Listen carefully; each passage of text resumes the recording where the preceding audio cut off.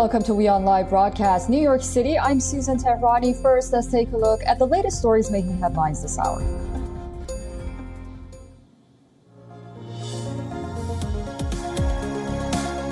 Stage set for summit of Group 7 heads of state in Hiroshima, Japan. Host Japan Prime Minister Fumio Kishida holds bilateral meetings with President Biden and others. Big focus likely to be sanctions on Russia and steps to control Chinese economic aggression.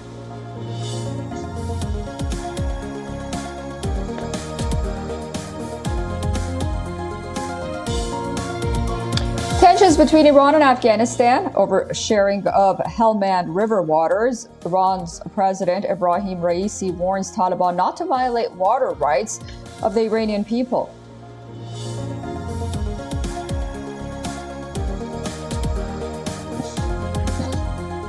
Rescue workers search for people still trapped by floodwaters in northeast Italy as more residents are evacuated after heavy rainfall killed 9 people and devastated homes and farms.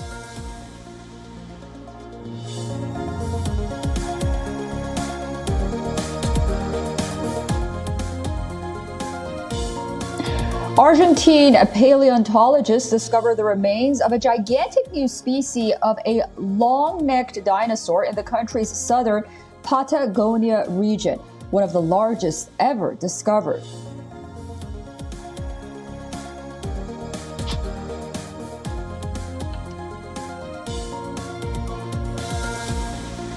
And the French Open could be without both its defending champions. Record 14-time champion Rafael Nadal will announce his decision in a short while from now.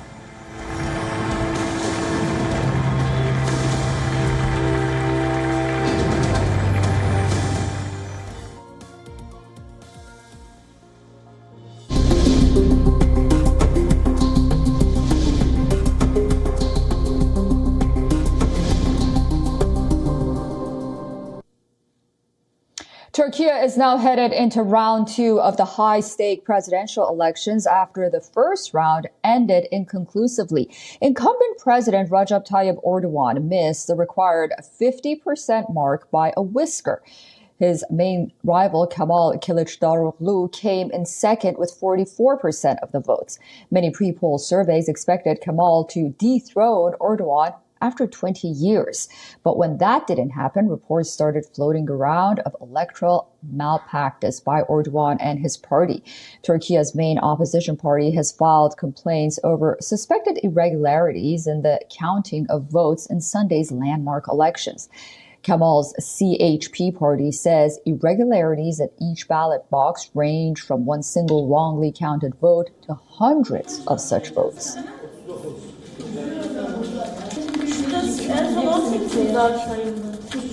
2269 sandıkta Cumhurbaşkanlığı için 2269 sandık sonuç tutanağında farklılık tespit ettik. 2269. Tabii 4 adayın da lehine aleyhine olabilir. Ayrıca bizim adayımız, Millet İttifakı'nın adayı Sayın Kemal Kılıçdaroğlu aleyhine olanları da ayrıca tabii ki tespit ediyoruz. Bunların hepsinin itirazları pazartesi 17 itibariyle yapıldı.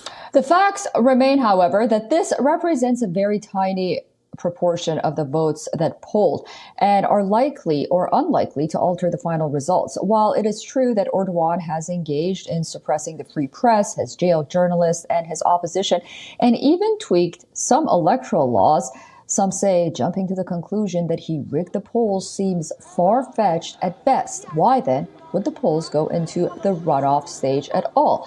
All eyes are on May 28th for that runoff. Okay, for more on this, we are being joined by Mehmet Çelik from Istanbul. Mehmet is a journalist and political analyst. Welcome to WION. Thank you for your time. So, accusations of irregularities often coming from the opposition party, whether in Turkey or anywhere else. Can you talk about this for us and why this is so suspect?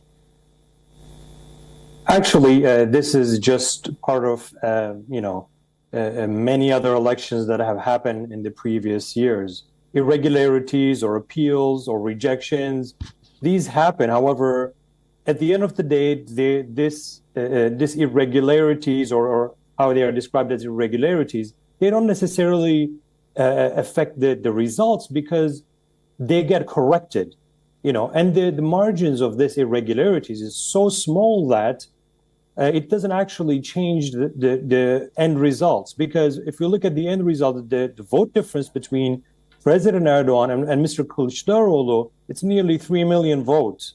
Even if, now that, as the CHP official said, not all these votes are for Mr. Kılıçdaroğlu, not all irregularities or claims of irregularities are in favor. The results will be, when the disputes are solved, the results will be in favor of Mr. Kılıçdaroğlu.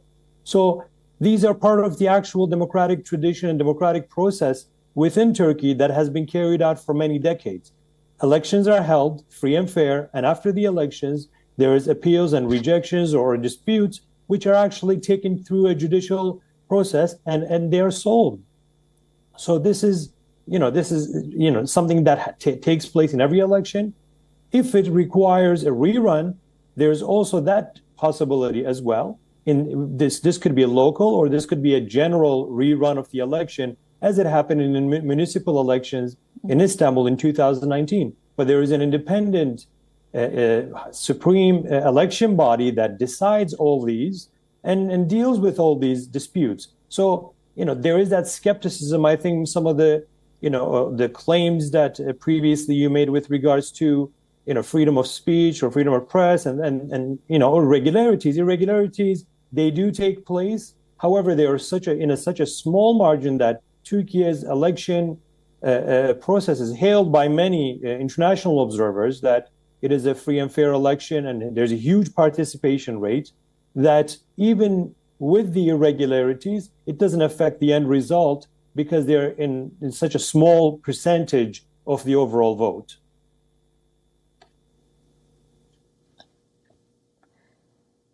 Yeah, very interesting. And we'll be watching these elections very closely in Turkey. Thank you so much for your time on WION. I look forward to speaking to you again very soon. Thank you.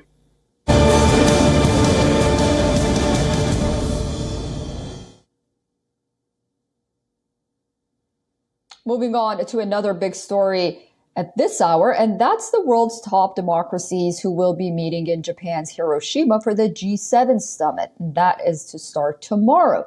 The meeting comes amid a series of world crises, from the war in Ukraine to food security and the growing Chinese influence. The meetings will discuss the potential next steps for Russia. Despite the harsh sanctions imposed, Russia has managed to ward off the sanctions during the course of the war, for the most part. U.S. President Joe Biden, who cut back his Asia trip and skipped the Quad summit, arrived in Japan for the meeting. Air Force One touched down at the U.S. Marine Corps base at Iwakuni, just south of Hiroshima. During bilateral talks with the Japanese Prime Minister, the two sides discussed their economic and security alliances and said that they will address challenges of Russia's aggression in Ukraine and strengthening of the Indo-Pacific Partnership.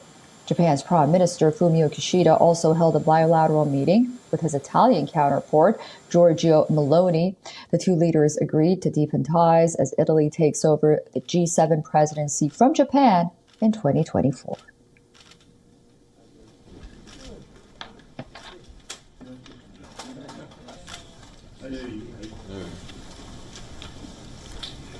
E ovviamente, come tu hai ricordato, essendo l'Italia il prossimo presidente, è fondamentale ancora di più che la nostra cooperazione sia molto stretta. As for the British Prime Minister Rishi Sunak, he has signed a historic Hiroshima Accord with Japanese Prime Minister ahead of the G7. Meanwhile, the Canadian Prime Minister Justin Trudeau also arrived in Japan, as did German Chancellor Olaf Scholz. The symbolism of choosing Hiroshima to host the G7 is not lost on anyone, amid the threats from Russia of using nuclear weapons. Remaining in the world of its devastation is imperative. The G7 comprises the United States, Britain, France, Japan, Italy, Germany, and Canada. This year, member nations are set to discuss key issues such as we mentioned, Russia's aggression in Ukraine, importance of the Indo-Pacific, nuclear disarmament, and non-proliferation. achieving net zero emissions by 2050 as well. Okay, for more on this, we are joined by WION's very own Stallone from Hiroshima. Stallone, thank you so much for joining us. Great to see you. Tell us what's the latest.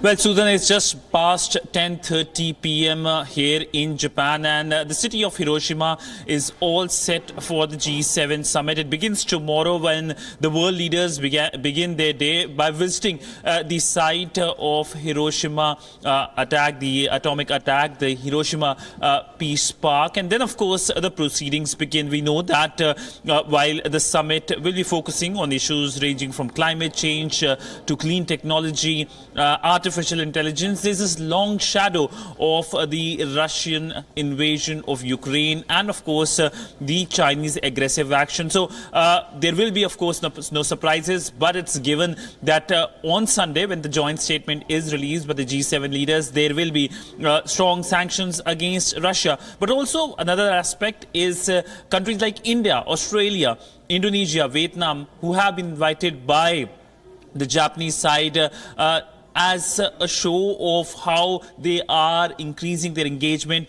in Indo-Pacific. Remember, earlier this year, the Japanese Prime Minister in New Delhi gave his vision for the Indo-Pacific, where he focused on connectivity in ports like the Matawai port in Bangladesh. WION's very own Stallone live from Hiroshima. Thank you for that update, and we'll be looking forward to speaking to you again very soon regarding all the latest. And you had a number of high-level interviews since you arrived as well. So great job, and we'll talk to you soon. As G7 leaders gather in Hiroshima, focus on China and Russia's growing influence, and an opportunity to build stronger, deeper cooperation with allies and friends. Will G7 leaders form consensus on global issues, from climate change to artificial intelligence to clean technology? WION is on the ground in Hiroshima, bringing you all the developments. As U.S. President Joe Biden is attending the G7 summit in Japan's Hiroshima, he's the only second sitting U.S. president to visit the city. And now questions surrounding the U.S. issuing an apology to Japan for bombing Hiroshima with atomic bombs have resurfaced. The White House has not ruled out such an event happening at the summit, but it has also not confirmed the same. More in our next report. This was the moment when the atomic bomb was used for the very first time. Around this time, the Second World War was already nearing its end. Germany had already surrendered and the war in Europe was over. But Japan refused to give in. To force a surrender, the United States began its invasion of Japan. After the deadly battle for Okinawa, Washington realized it needed a more efficient, yet quicker way around. US forces suffered 49,000 casualties, capturing the island. So if US forces were to capture all of Japan, they would have to pay an immense cost. So the then United States President Harry S. Truman commissioned the use of the world's first atomic bomb on the Japanese city of Hiroshima.